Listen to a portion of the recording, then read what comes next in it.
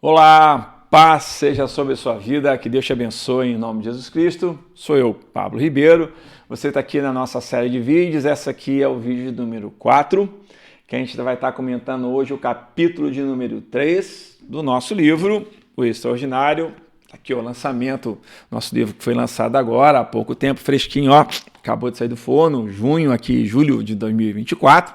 Está aqui, ó, Extraordinário, o caminho do comum ao maravilhoso. Hoje a gente vai falar do capítulo de número 3. Esses vídeos a gente já disse que são ferramentas de apoio para que possa ser uma ajuda na leitura do livro, e não tão somente isso, mas vídeos que a gente possa comentar sobre o tema, que é o extraordinário, que é esse caminho que leva você de uma vida comum a uma vida maravilhosa em Deus.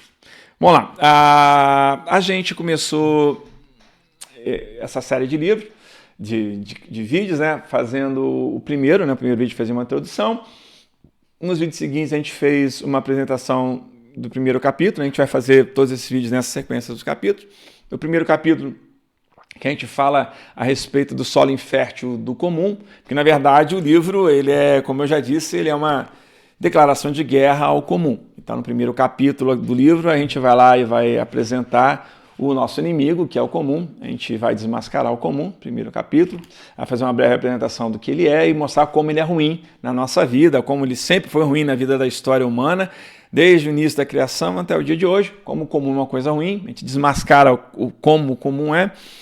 No capítulo 2, desmascarado o comum, a gente vai falar sobre o caminho do extraordinário, porque na verdade, se a gente mostra que o comum é uma coisa ruim, a gente mostra que o contraponto é o maravilhoso. Então, no capítulo 2, a gente fala que existe um caminho que leva você de uma vida comum até uma vida maravilhosa. Esse caminho tem um nome, esse caminho é o extraordinário. O extraordinário de Deus é aquilo que te leva você do comum ao maravilhoso. É o caminho que faz você pular e vazar essa linha do comum e se libertar dele. Dito isso, a gente começa agora com o nosso quarto vídeo, que é o capítulo de número 3. É uma sequência, a gente apresenta o comum, mostra que tem um caminho, e agora que esse caminho se chama extraordinário.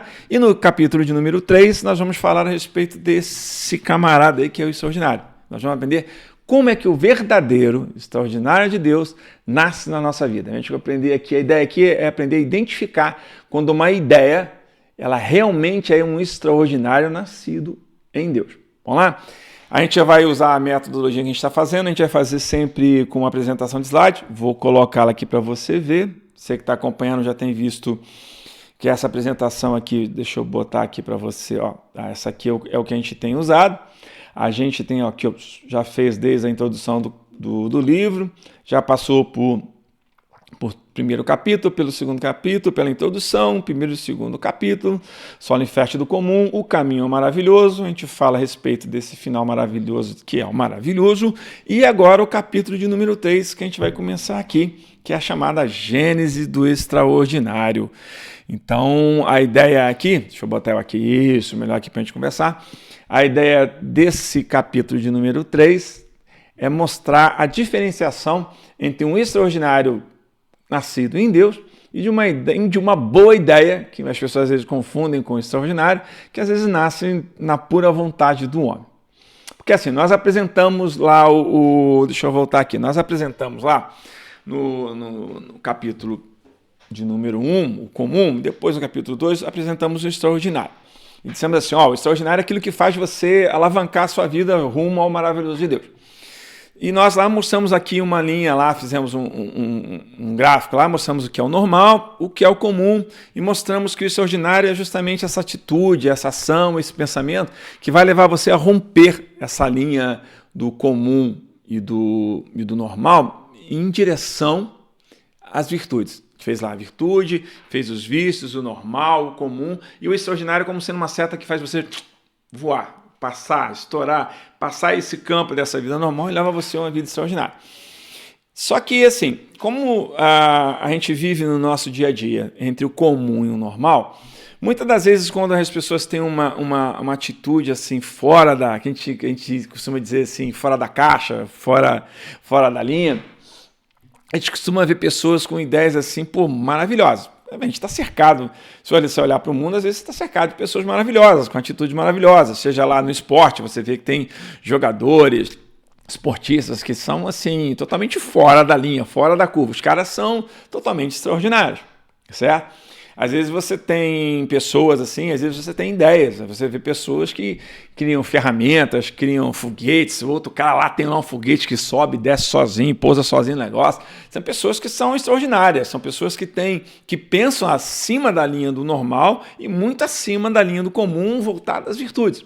Você tem essa questão de você ter dentro do comum e do normal, você ter essas atitudes que são extraordinárias. Mas o foco principal do livro aqui é mostrar para você que se eu estou te levando a um caminho chamado maravilhoso, a ideia aqui é correr atrás do verdadeiro extraordinário originado em Deus. O extraordinário, que tira você do comum, para cima do normal, em direção ao maravilhoso, para viver essa vida maravilhosa de Deus, ela tem que ser iniciada em Deus. É o extraordinário originado em Deus.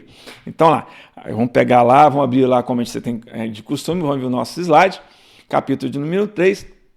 A gente vai falar a respeito como começa o Gênesis, a origem desse extraordinário, que é o extraordinário que é iniciado assim em Deus. Como identificar esse extraordinário? Deixa eu ajudar a gente aqui, deixa eu aparecer aqui também, senão você vai ficar aí sozinho. Aqui, legal, beleza, a gente vai estar aqui junto com o nosso, beleza, aqui. Esse aqui é o nosso slide capítulo 3, eu faço aqui 3 ponderações, para a gente poder já começar a identificar um extraordinário originado em Deus, tá? Primeiro tópico está assim, ó, o ponto de origem não está naquele que foi chamado.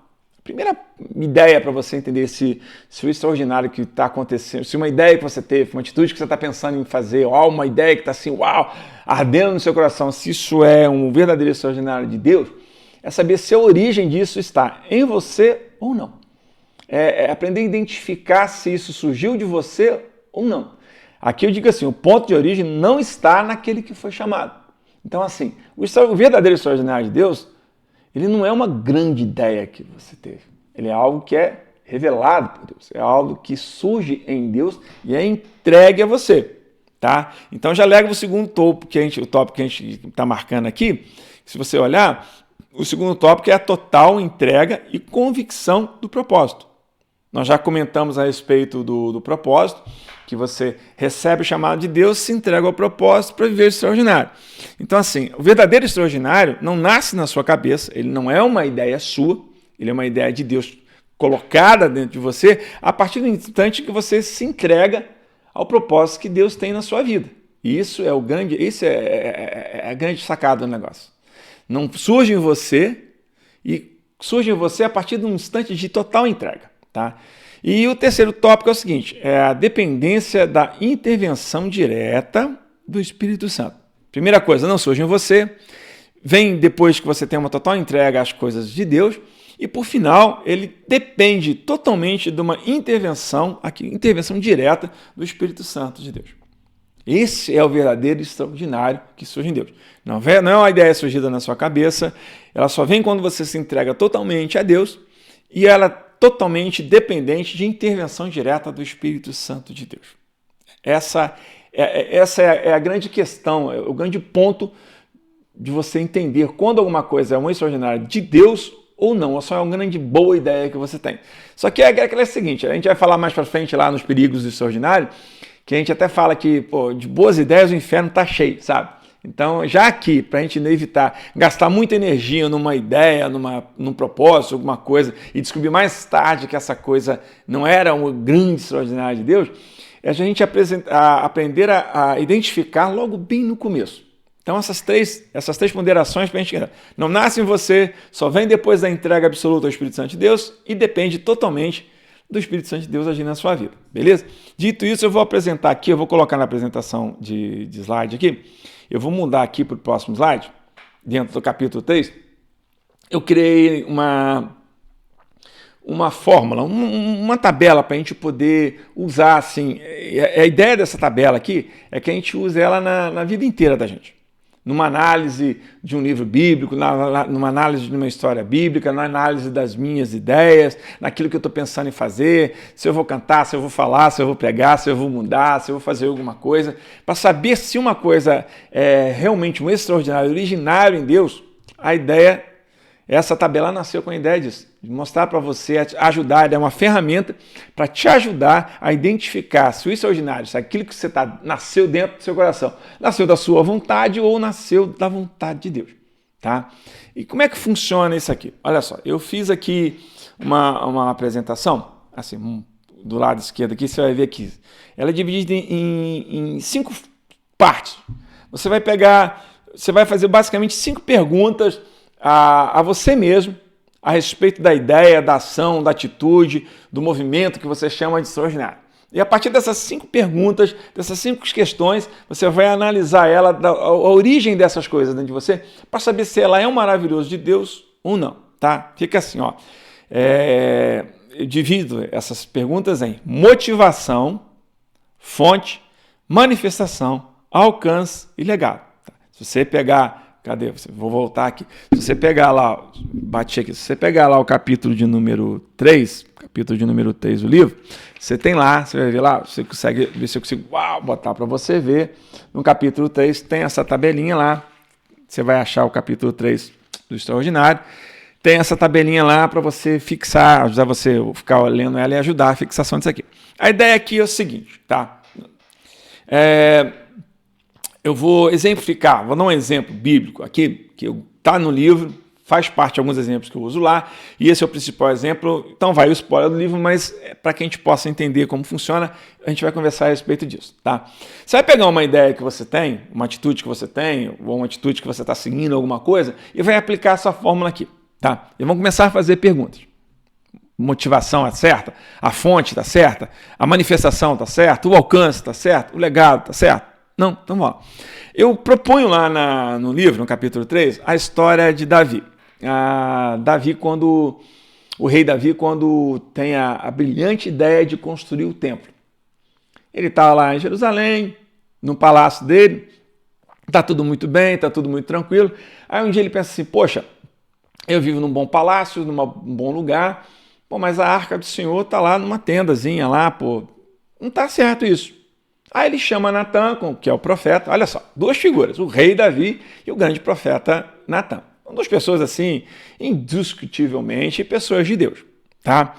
Essas 2 pessoas de Deus sentam, Davi chama Natã para conversar e diz assim, Natã, olha só, quero construir um templo. Não pode deixar uma barraquinha daquele lá para a arca, não. Vamos fazer uma coisa grandiosa, linda, bonita, maravilhosa. Deus merece, não merece. A gente tem condição de fazer, tá aqui, vamos fazer. Não é uma boa ideia? Aí Natã, caramba, é uma ideia maravilhosa, cara. Eu acho que dá certo a gente fazer isso. Isso é o que está narrado lá, da forma que está lá. Aí Natã diz assim, não, Dave, faz aquilo que está no seu coração, a ideia é maravilhosa, quem vai falar que a ideia de construir um grande templo para Deus em Jerusalém não é uma boa ideia? Afinal de contas, Natã diz assim, deve ser realmente a grande ideia do negócio, né? Só que acontece o seguinte, Deus aparece para Natã, e vai para Natã, basicamente assim, Natã, você estava lá conversando com Davi, vocês estavam falando a respeito de fazer um templo, que história é essa? O Davi falou, você confirmou, volta lá. Aí Deus pega a Natã, faz voltar a Davi e dá uma dura advertência a Davi, dizendo assim, olha, eu não pedi para você construir nada, eu não mandei você construir nada. Aí Deus começa a falar com Davi e diz assim, tá vendo, até o dia de hoje não fui eu que cuidei da sua vida, não fui eu que trouxe isso, aquilo outro, não fui eu que ganhei as suas batalhas, as suas guerras, ou foi você? Deus dá uma dura lá em Davi, mas no final ele diz assim, o templo vai ser construído, mas não vai ser construído por você, vai ser construído pelo teu filho, que é Salomão. Então, a história é essa, tá? A ideia é essa. Agora, olha só, se Davi tivesse lá na época dele, agora eu vou zoar, né? Se tivesse a minha tabelinha aqui, assim, tivesse a tabelinha aqui, pudesse analisar a grande ideia dele, ele talvez não teria passado essa dura que ele passou com Deus. Tomado desse pito lá com Deus lá, tomando essa dura histórica, ele e o profeta Natã. Se ele tivesse usado essa ferramentazinha aqui, talvez ele tivesse parado com a ideia na hora. Porque olha só, Imagina, por que será que Deus rejeitou? Lógico, tem algumas explicações do porquê Deus rejeitou a questão da construção do templo através da vida de Davi. Davi é um homem de guerra, tinha sangue nas suas mãos, tinha algumas coisas que não deviam ser feitas, mas enfim, tá. Mas a principal ideia aqui é o seguinte, por que Deus rejeita essa ideia? Por que a ideia de Davi, apesar de ser uma ideia maravilhosa, totalmente acima da caixinha, totalmente fora da caixa, uma ideia espetacular, por que não é uma ideia extraordinária verdadeiramente, extraordinária originada em Deus? Por que essa ideia Deus não deixou Davi fazer? Por que isso não levaria ao maravilhoso? Bom, a ideia está aqui. Ó. Se você pegar essas 5 perguntas aqui, você vai dizer o seguinte, vamos fazer uma por uma e vamos ver a minha ideia. Qual é a ideia de Davi? A ideia de Davi era construir o templo. O que ele devia ter feito? Ele devia ter sentado com a maior sinceridade possível, e isso aqui, eu vou cortar aqui para mim, eu e você. Sinceramente, essa tabela ela tem que ser sincera. Ela depende de uma sinceridade sua com você mesmo perante Deus. Essa tabela ela só é verdadeira se você orar, buscar a verdadeira face das suas ideias, dos seus pensamentos, conhecer realmente aquilo que você quer e quais são as suas verdadeiras intenções.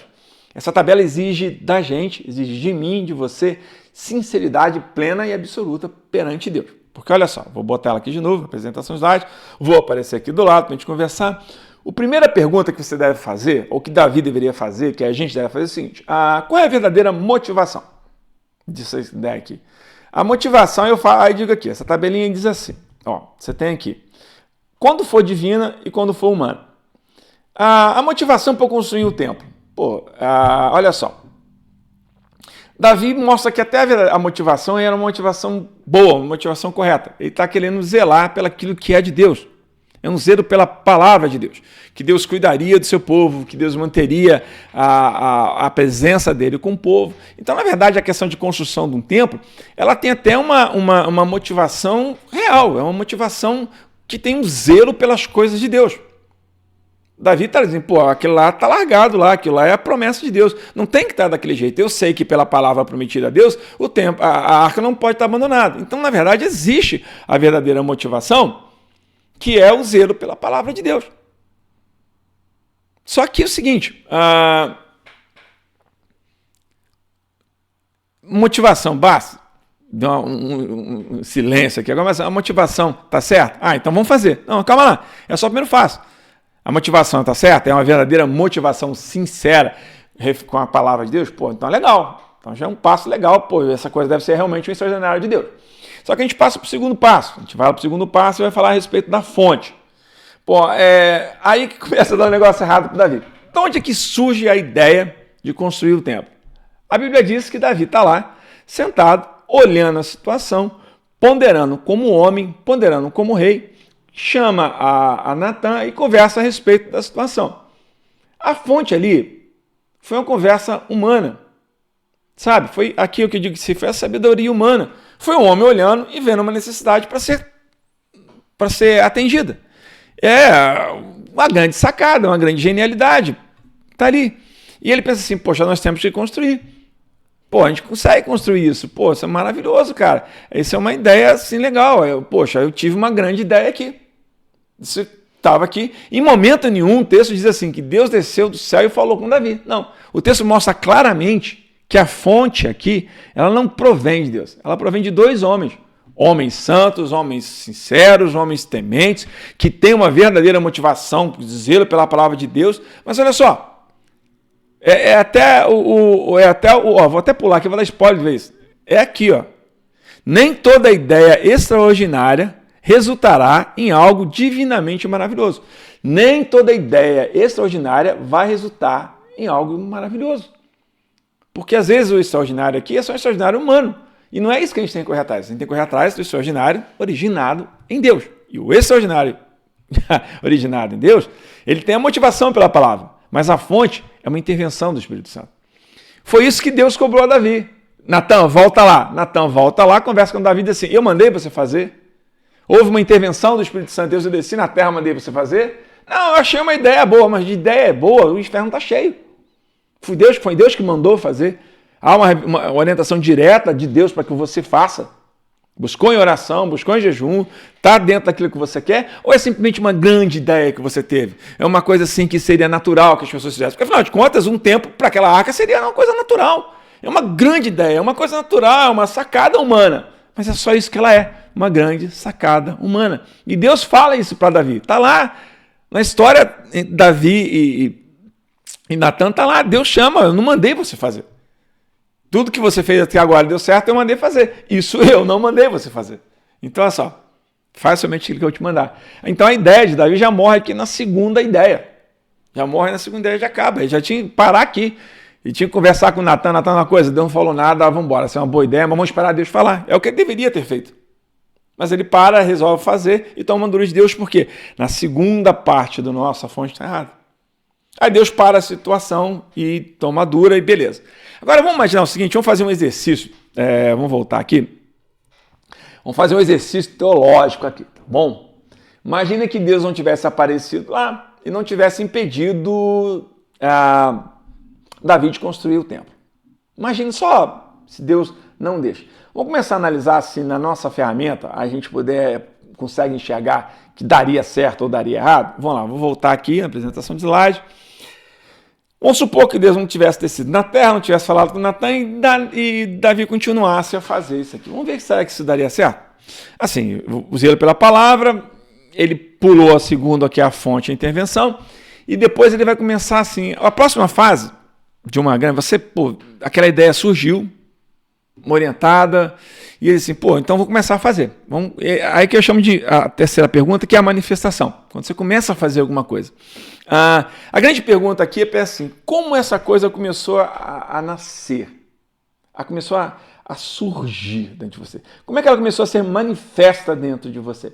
Porque olha só, se Davi resolve começar a construir, o que acontece? Todo mundo aqui sabe que ele conseguiria construir sozinho. O cara tem dinheiro, o cara tem material, o cara tem apoio da população, tem apoio dos líderes, tem apoio das nações ao lado, o cara está no melhor momento da guerra, o cara está melhor ele está bombando, o nome de Davi está bombando, então ele consegue fazer. É uma construção grande, é uma coisa bonita, é uma coisa que vai ter que zelo, carinho, o cara vai fazer. Só que assim, ele vai dar tudo que ele pode dar e vai conseguir fazer. E sabe quando você dá tudo que você pode fazer? A gente chama, aqui são duas palavras que eu uso aqui, ó. Se você olhar aqui, são duas palavras que são parecidinhas, mas não são iguais também não. Igual o comum e o comum e normal. Aqui eu digo o seguinte, a manifestação, quando ela é originada em Deus, ela é sobrenatural. Ela é além daquilo que está descrito no natural. É aquilo que Deus para o sol, como fez com os Josué, não está fora das condições naturais. É aquilo que Deus faz surgir de volta à vida de dentro do sepulcro. É aquilo que Deus, o sobrenatural, que o natural é morrer. O sobrenatural é trazer de volta à vida o vale dos ossos secos. O sobrenatural é trazer de volta à vida, tirar de volta do sepulcro. O sobrenatural é fazer nascer uma criança no ventre de uma virgem. Isso é sobrenatural de Deus. Essa é a verdadeira manifestação do extraordinário de Deus, ela é sobrenatural, ela excede todo o entendimento. Aquilo que não subiu no seu pensamento, aquilo que você não ouviu, que você nunca viu, que não subiu no seu pensamento, é isso que Deus tem preparado e muito mais para os santos. É assim que a Bíblia diz, é sobrenatural.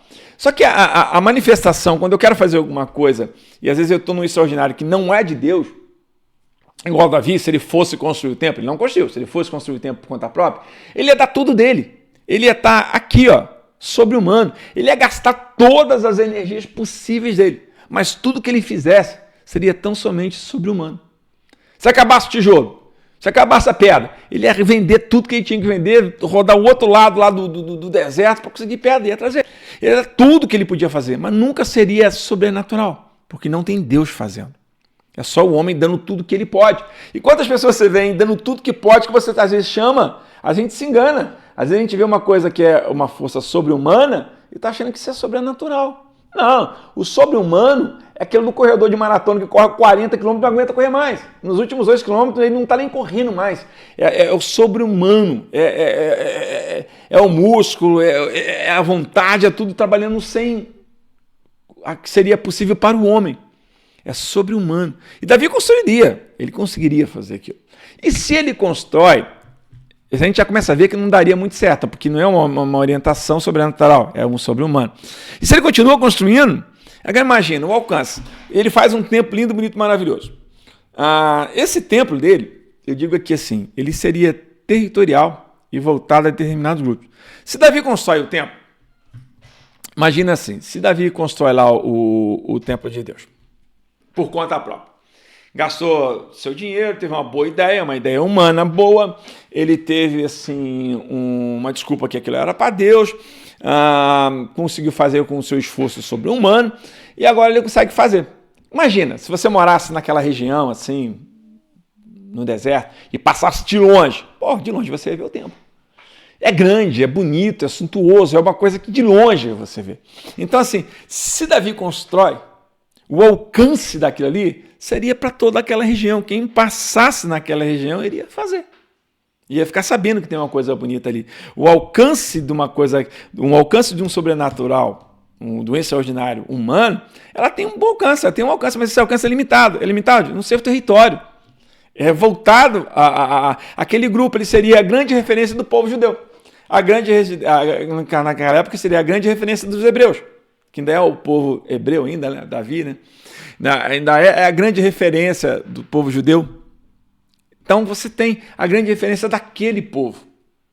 E seria tão somente isso. Porque não há a habitação de Deus. É aquilo que o homem fez como um templo. É só mais um templo. É só mais um Taj Mahal, que não é um templo, é feito para enterrar alguém. É só uma grande muralha da China. Ela é enorme, maravilhosa, está lá, ela tem o seu alcance territorial. Só que assim, o verdadeiro... Agora você imagina o seguinte, deixa eu voltar à apresentação de slide, vou botar ela aqui. O alcance do homem é territorial, é voltada, é igual a grande muralha da China, ela está lá até hoje, as pirâmides do Egito, ela está lá até hoje. Mas na verdade, se faz um templo lá humano, bonito, ele poderia estar até hoje. Só que é o seguinte, acaba ali. E se você for olhar o templo de Deus, que depois, quando Deus faz o templo da forma certa que tem que fazer, que é sob orientação de Deus, nasce em Deus, a motivação é usada pela palavra de Deus, a fonte é a intervenção direta do Espírito Santo, que é Ele que fala para Davi fazer, é Ele que vai visitar Salomão para fazer, é Ele que dá, não é sabedoria humana, é Ele que dá a planta do templo, certo? A manifestação é sobrenatural, é Deus falando quero aqui, faz isso, faz aquilo, e todo o povo sai doando do jeito que não podia, nunca quiseram doar na vida, e Deus faz o templo, de uma forma maravilhosa, totalmente sobrenatural. Esse templo de Deus, gente, ele já foi destruído, já reconstruído, e ele continua sendo um marco na história de todo humano, de todo ser humano. Ele não é só alguma coisa que representa Israel, ele é alguma coisa que representa a presença de Deus na terra. É isso. É o que sobrou hoje lá das ruínas, só a parte de baixo do Muro das Lamentações lá, que seria a parte de trás do Muro de Arrimo, que ele representa o quê? O alcance universal, o alcance das coisas de Deus, o verdadeiro é universal, é para todo mundo. E seguido a isso vem o legado. Se Davi faz, ele ia ficar um templo lá, que passaria de pai para filho, de filho para pai, os próximos filhos iam ter, mas aquele negócio, você estuda a história de Israel, surge um rei depois, outro rei, como Salomão vai falar, tudo que você tem hoje, alguém que vai vir depois de você vai usar, vai comer, vai destruir, e você não vai ser nem lembrado. É isso que acontece com as coisas de Deus. As grandes ideias humanas, elas vêm e ficam bonitas, mas elas passam, elas perecem. O legado, que é a quinta pergunta, é só aquele legado político. Enquanto for favorável por uma determinada situação coletiva, ele está ali, muda o rei, aí vem uma invasão, destrói tudo. E acabou todo o esforço que você fez, não tem um fruto maravilhoso. Por quê? Porque o legado dele não é eterno. O templo de Salomão, que Deus mandou Salomão construir. Cara, você vai ver no final de Apocalipse, aqui a Nova Jerusalém, descida do céu, lá, blá. Deus está falando a respeito todo do templo de Deus, que somos nós hoje, a igreja, o crente em Cristo Jesus, o crente em Cristo Jesus, que é o templo do Espírito Santo de Deus, que não é feito por mão. Então, assim, a história do templo de Deus, ela vai ficar para o resto da vida. O templo de Salomão não é da ideia de Salomão, é o templo que quem construiu foi Salomão, mas a ideia foi sempre de Deus. A motivação de tudo lá foi pela palavra de Deus. A intervenção foi a intervenção divina. Ela foi sobrenatural. A manifestação foi sobrenatural. O alcance foi para todas as gerações. E o legado dura para sempre. Essa é a grande diferença. Essa é aquilo que Deus... Se Davi faz, o negócio não dava certo. Morria lá já na segunda fase, que é a fonte, a intervenção. E assim, a ideia da ferramenta é justamente isso. Você fazer perguntas sinceras a você mesmo, para saber se isso que você está passando é um extraordinário de Deus. Porque às vezes muitas das ideias que a gente tem são ideias que o fundo dela não são assim o zelo pela palavra de Deus. No nível usa também a questão lá de Moisés. Moisés joga a vara no chão, Moisés e o irmão dele, ficando velho, Arão joga a vara no chão lá, e ela se torna uma serpente, os magos também jogam, e a Bíblia diz que se torna uma serpente. Aí você vê, a motivação dessa história extraordinária foi que Deus mandou fazer. Deus falou, vocês vão lá, é um zelo pela minha palavra, que eu vou cumprir minha palavra sobre esse cara aí, e nós vamos chegar lá e joga no cajado no chão lá, e não acontece uma coisa sobre-humana, acontece algo sobrenatural. Uma vara se torna uma serpente. A Bíblia diz que talvez de artes ocultas, de alguma besteira que os caras fizeram lá, eles conseguiram jogar alguma serpente lá. Só que é o seguinte, é uma coisa sobrenatural, não, é sobre-humano. As artes mágicas que esses caras fazem, artes mágicas, eles fizeram por artes mágicas. A grande enganação do, como é que se chama? Mágico? Me fugiu a palavra agora. A arte da enganação. Prestidigitação, isso.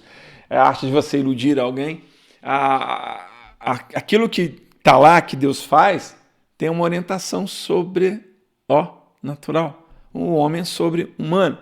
A ideia de fazer aquilo de Deus é o cumprimento da palavra, revelação do Espírito Santo de Deus, e vai lá Moisés e faz. O dos magos, eles tinham... De onde surge a ideia de fazer aquilo? Os magos dizem assim, cara, a gente faz... Deixa eu voltar aqui, ó. Deixa eu voltar e pegar aqui. Os magos, quando estão lá, eles fazem aqui. Qual é a motivação que eles tinham? Era zelo pela palavra de Deus? Não. Na verdade, se eles não fazem, eles morrem. É autopreservação. É assim. E sem falar de destaque. Pô, se a gente consegue fazer alguma coisa, então vamos fazer. Pô, vamos fazer com serpente também? Vamos jogar uma serpente lá no meio daquela de Moisés? Vamos. De onde surge a ideia extraordinária deles? De motivação humana. Uma busca por destaque.